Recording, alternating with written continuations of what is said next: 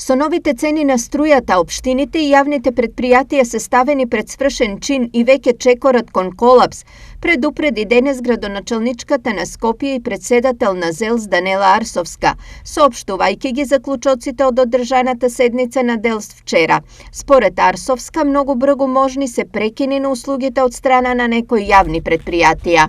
Од Сдруженијето на даватели на комунални услуги АТКОМ доставена е информација за опасност на прекин во континуитетот на давање на водните услуги.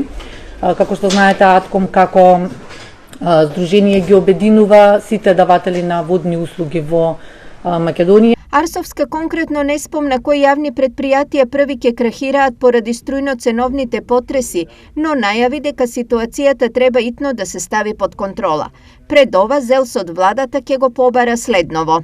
Како еден од заклучоците произлезе тоа дека ќе се обратиме до владата со што ќе побараме итен состанок на кој што би биле разгледани сите предлози кои што произлегоа од вчерашната седница и како би изнашле заедничко решение за што е она кое што најбрзо и најквалитетно може да се превземе, а да се излезе во пресред на она што се навистина неопходни чекори да се превземат за да се разреши ова криза што е предизвикана од растот на цените на енергенсите на берзата. Од друга страна, телевизија Стар денес ги праша одговорните во некои општини од регионот. Има ли реална опасност граѓаните да останат без редовни услуги од страна на јавните предпријатија? Што се однесе до тоа дали јавните предпријатија можат да ги испорачуваат истите комунални услуги, а веќе цената на струјата е поголема, ценам дека општините од своите буџети треба да ја надоместат разликата во цената за да не падне товарот на директно врз грбот на граѓаните, а особено ќе биде тежното работењето на јавните комунални предпријатија каде што висината на цената на електричната енергија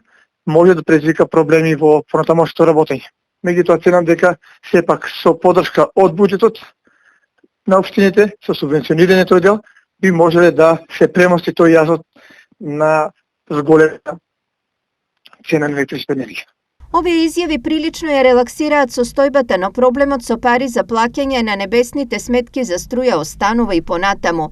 Прашање е само кога пазарот ќе се стабилизира и дали до тогаш општините и јавните предпријатија ќе издржат без помош од државата.